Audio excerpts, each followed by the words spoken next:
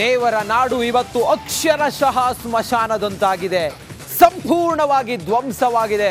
ಅಲ್ಲಿ ಉಳಿದಿರೋದು ಕೇವಲ ಕಸದ ರಾಶಿ, ಹೆಣಗಳ ರಾಶಿ, ಬಂಡೆಗಳ ರಾಶಿ, ಮಣ್ಣಿನ ರಾಶಿ ಮಾತ್ರ. ಕೇರಳದ ವಯನಾಡಿನಲ್ಲಿ ಸಾವಿನ ನರ್ತನ ಮುಂದುವರೆದಿದೆ. ಕ್ಷಣ ಕ್ಷಣಕ್ಕೂ ಸಾವನ್ನಪ್ಪಿದವರ ಸಂಖ್ಯೆ ಏರಿಕೆ ಆಗ್ತಾ ಇದೆ. ಮೃತರ ಸಂಖ್ಯೆ ಲೆಕ್ಕಕ್ಕಿಡದಷ್ಟು. ಆದರೆ ಒಂದು ನಂಬರ್ 342 ಅಷ್ಟೇ. ಆದರೆ ಲೆಕ್ಕಕ್ಕಿಡದಷ್ಟು ಜನ ಮೃತಪಟ್ಟಿದ್ದಾರೆ ಅಂತೇಳಿ ಹೇಳ್ತಾ ಇದ್ದಾರೆ ಅಲ್ಲಿನ ಜನರೇ.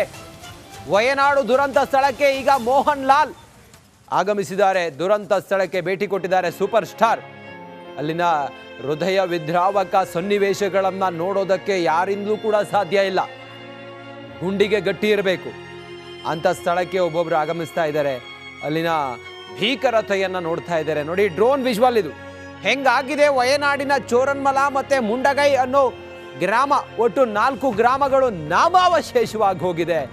ಆ ನೀರಿನ ರಭಸಕ್ಕೆ ಕೊಚ್ಚಿ ಹೋದಂಥ ಮನೆಗಳೆಷ್ಟೋ, ಕೊಚ್ಚಿ ಹೋದಂಥ ಬದುಕೆಷ್ಟೋ, ಕೊಚ್ಚಿ ಹೋದಂಥ ಅಲ್ಲಿನ ಜನರ ವ್ಯವಹಾರಗಳೆಷ್ಟೋ. ನಿಜಕ್ಕೂ ಕೂಡ ಒಂದು ನರಕ ಆಗಿ ಹೋಗಿದೆ ಈ ವಯನಾಡಿನ ಮುಂಡಗೈ ಮತ್ತು ಚೂರನ್ಮಲ. ನಾನು ಕೂಡ ಮುಂಡಗೈ ಮತ್ತು ಚೂರನ್ಮಲ ಈ ಭೀಕರತೆಯ ಸ್ಥಳಕ್ಕೆ ಹೋಗಿದೆ. ನಾವು ನಡೆದುಕೊಂಡು ಹೋಗುವ ಜಾಗದಲ್ಲೇ ಹೆಣಗಳಿದ್ವು. ನಾವು ನಡೆದುಕೊಂಡು ಹೋಗುವ ಜಾಗದಲ್ಲೇ ಭೂಮಿ ಅಲುಗಾಡ್ತಾ ಇತ್ತು. ಅಂಥ ಒಂದು ಭೀಕರ ಸ್ಥಿತಿಯಲ್ಲಿ ನಿರ್ಮಾಣ ಆಗಿತ್ತು. ಅವರ ಆಕ್ರಂದನ ನೋಡಬೇಕು, ಅಳಿದುಳಿದವರ ಆಕ್ರಂದನ.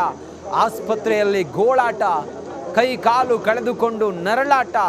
ತಮ್ಮವರು ಕಾಣೆಯಾಗಿದ್ದಾರೆ, ಅವರ ದೇಹದ ಒಂದು ಚೂರನ್ನಾದರೂ ನಮಗೆ ಕೊಡಿ ಅಂತೇಳಿ ಗೋಗರಿತಾ ಇರೋದು. ಒಂದು ಕಡೆಯಲ್ಲಿ ಕ್ಷಿಪ್ರ ಕಾರ್ಯಾಚರಣೆ ಮಾಡ್ತಾ ಇರುವಂಥ ಆರ್ಮಿ ತಂಡ, NDRF, SDRF, ಕೇರಳದ ಬೇರೆ ಬೇರೆ ಸಂಘಟನೆಗಳು, ಕನ್ನಡಿಗರು ಅಲ್ಲಿಗೆ ಬಂದು ಊಟ ಕೊಡ್ತಾ ಇರೋದು. ಇದೆಲ್ಲವೂ ಕೂಡ ನೋಡ್ತಾ ಇದ್ರೆ ಇದು ಮಾನವೀಯತೆಯನ್ನು ಮೆರಿತಾ ಇರುವಂಥ ಕೆಲ ಕ್ಷಣಗಳು ಕಾಣಿಸ್ತಾ ಇತ್ತು. ಮತ್ತೊಂದು ಕಡೆಯಲ್ಲಿ ಅಲ್ಲಿನ ಭೀಕರತೆ ನೋಡ್ತಾ ಇದ್ರೆ ಇನ್ನೆಂದೂ ಕೂಡ ಬಹುಶಃ ಚೂರನ್ಮಲ ಮತ್ತು ಮುಂಡಗೈ ರೀಬಿಲ್ಟ್ ಮಾಡ್ಬೋದು ಅಂಥೇಳಿ ಏನಾದರೂ ಅಂದ್ಕೊಂಡ್ರೆ ಬಹುಶಃ ಅದು ಸಾಧ್ಯ ಆಗೋದಿಲ್ಲ ಅಂತ ಅನ್ಸುತ್ತೆ. ಆ ರೀತಿಯಾಗಿದೆ. ಆ ಕಲ್ಲುಗಳ ರಾಶಿಯ ಒಳಗಡೆ ಸಿಲುಕಿಕೊಂಡಂಥ ಹೆಣಗಳೆಷ್ಟೋ. 500ಕ್ಕೂ ಹೆಚ್ಚು ಮನೆಗಳು ಅಂತೇಳಿ ಹೇಳ್ತಾ ಇದ್ದಾರೆ. ಆದರೆ ಲೆಕ್ಕಕ್ಕೆ ಸಿಗದಷ್ಟು ಜನರ ಬದುಕಲ್ಲಿ ಸಂಪೂರ್ಣವಾಗಿ ಆ ನದಿ ಏನಿದೆಯಲ್ಲ, ಹಳ್ಳದಲ್ಲಿ ಕೊಚ್ಕೊಂಡು ಹೋಗಿದೆ. ದೇವಸ್ಥಾನಗಳು ಇದ್ವು ಅನ್ನೋದಕ್ಕೆ ಒಂದು ಸಣ್ಣ ಕಲ್ಲು ಕೂಡ ಅಲ್ಲಿಲ್ಲ. ಮನೆಗಳು ಇದ್ದವು ಅನ್ನೋದಕ್ಕೆ ಒಂದು ಸಣ್ಣ ಕುರುಹು ಕೂಡ ಇಲ್ಲ. ಅಂಥ ಸ್ಥಿತಿ ನಿರ್ಮಾಣ ಆಗಿದೆ. ಎಲ್ಲರೂ ಆಗಮಿಸ್ತಾ ಇದ್ದಾರೆ. ಆಗಮಿಸಿ ಅಲ್ಲಿನ ಜನರ ಪಾಡನ್ನು ನೋಡ್ತಾ ಇದ್ದಾರೆ.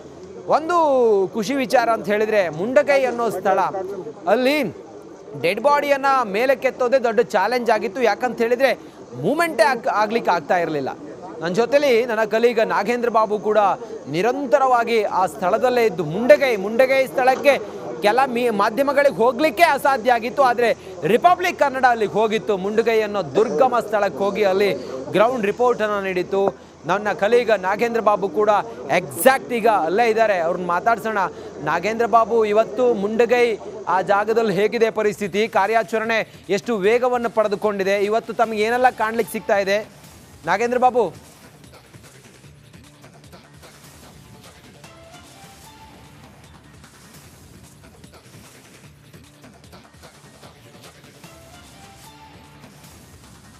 ರಂಜಿತ್, ನಾನೀಗ ಮುಂಡಕೈಯಿಂದ ಮುಂದೆ ಇರುವಂಥ ಪಿಂಜಾರಮಟ್ಟಂ ಅನ್ನುವ ಜಾಗಕ್ಕೆ ಬಂದು ನಾವು ತಲುಪಿದ್ದೀವಿ. ಈ ಒಂದು ಜಾಗದಲ್ಲಿ ನಿಜಕ್ಕೂ ಕೂಡ ಅಕ್ಷರಶಃ ಕಣ್ಣೀರ ರೋದನೆ ನಮಗೆ ಕಂಡು ಬರ್ತಾ ಇದೆ. ಈಗ ನಾನು ನಿಂತಿರುವಂಥ ಒಂದು ಜಾಗ ಇದೆಯಲ್ಲ, ಈ ಜಾಗದ ಕೆಳಭಾಗದಲ್ಲಿ ಒಂದು ದೊಡ್ಡದಾದಂಥ ಬಂಡೆಕಲ್ಲಿದೆ.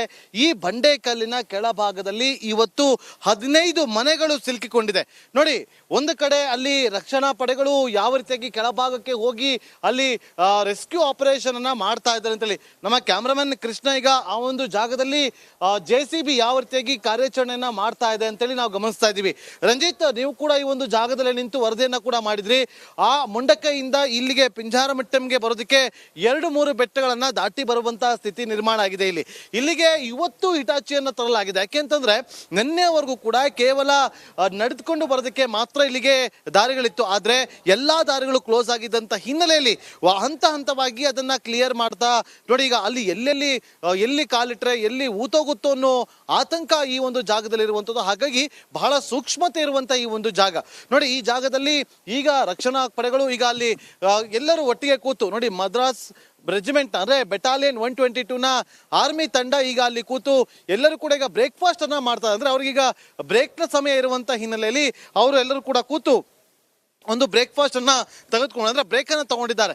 ಈಗ ಅದಾದ ಬಳಿಕ ಮತ್ತೊಮ್ಮೆ ಇಲ್ಲಿ ಕಾರ್ಯಾಚರಣೆಯನ್ನ ಆರಂಭ ಮಾಡಲಿದ್ದಾರೆ. ಪ್ರಮುಖವಾಗಿ ನೋಡಿ, ಈ ಜಾಗ ಇದೆಯಲ್ಲ ಬಹಳ ಸೂಕ್ಷ್ಮವಾಗಿರುವಂತಹ ಜಾಗ ರಂಜಿತ್. ನೋಡಿ, ಇಲ್ಲಿಂದ ನಮಗೆ ಅಲ್ಲಿ ದೂರದಲ್ಲಿ ಕಾಣ್ತಾ ಇರುವಂತಹ ಜಾಗ ಇದೆಯಲ್ಲ, ಅಲ್ಲಿ ಮೊದಲು ಗುಡ್ಡ ಕುಸಿತ ಆದಂತ ನಾವೀಗ ತೋರಿಸ್ತಾ ಇದೀವಿ.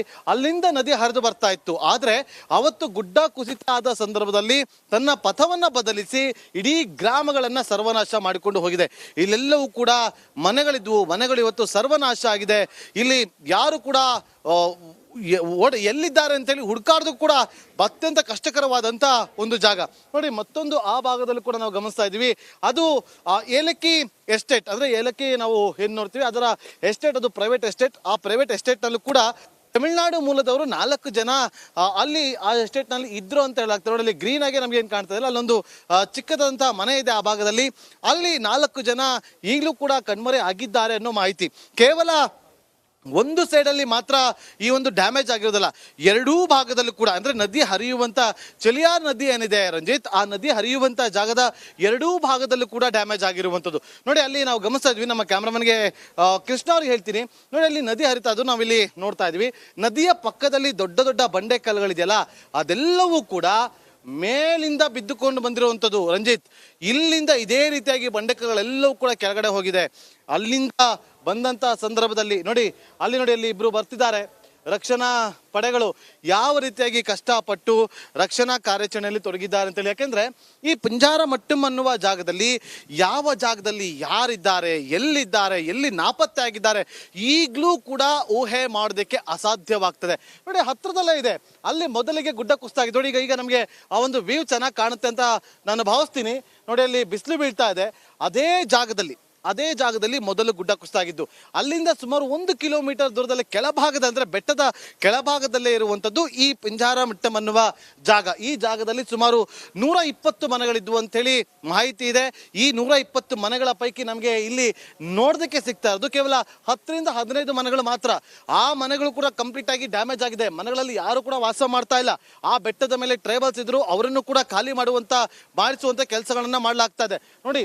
ಅದೇ ರೀತಿ ಅಲ್ಲಿಂದ ಬಂದು ಎಲ್ಲವನ್ನು ಕೂಡ ಅಪ್ಪಳಿಸಿಕೊಂಡು ಸರ್ವನಾಶ ಮಾಡಿ ಇಲ್ಲಿಂದ ಹೋಗಿದೆ. ಇಲ್ಲಿಂದ ಕೆಳಭಾಗದಲ್ಲಿ ಹೋದ್ರೆ ಅಲ್ಲಿ ಮುಂಡಕೈ ಸಿಗುತ್ತೆ, ಅಲ್ಲೂ ಕೂಡ ಕಾರ್ಯಾಚರಣೆ ನಡೀತಾ ಇದೆ. ಚೋರನ್ ಮಲ ಕೂಡ ಕೆಳಭಾಗಕ್ಕೆ ಹೋದ್ರೆ ಸಿಗುತ್ತೆ, ಅಲ್ಲೂ ಕೂಡ ಕಾರ್ಯಾಚರಣೆ ಮಾಡ್ತಾ ಇರುವಂತಹ ರಕ್ಷಣಾ ಪಡೆಗಳು ಇವತ್ತು ಅಟ್ಟಮಾಲ ಹಾಗೆ ಪಿಂಜಾರಮಟ್ಟಂ ಅನ್ನುವ ಜಾಗದಲ್ಲಿ ರಕ್ಷಣಾ ಪಡೆಗಳು ಬಿಟ್ಟಿದ್ದು ಇಲ್ಲಿ